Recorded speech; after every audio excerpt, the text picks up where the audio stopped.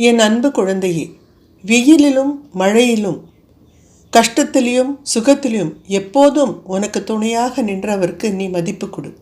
அவர்களை அலட்சியப்படுத்தாதே. இப்பேற்பட்ட தேவதைகளை உனக்கு துணையாக உன்னுடைய கஷ்டமான நேரத்தில் அனுப்பி வைத்ததற்கு அந்த இறைவனுக்கு நன்றி சொல். நீ நேசிக்கும் உன் குடும்பத்தினருடன் சுற்றுப்பயணம் செல்ல உனக்கு ஆசையாக இருக்கு என்று எனக்கு தெரியும். கவலைப்படாதே.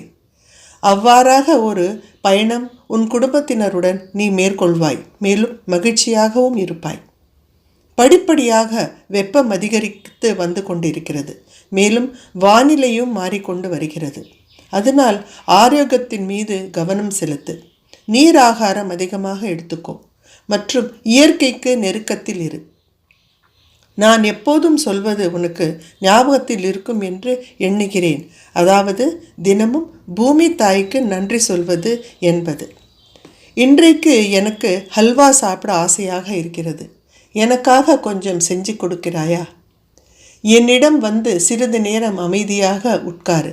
உன் குடும்பத்தினருடன் எப்படி பேசுவாயோ அதே போல என்னிடமும் பேசு.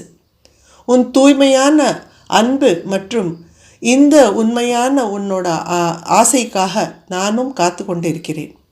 இதை தான் நான் எதிர்பார்க்கிறேன். மகிழ்ச்சியுடன் இரு. என் ஆசீர்வாதம் உன்னுடன் இருக்கு.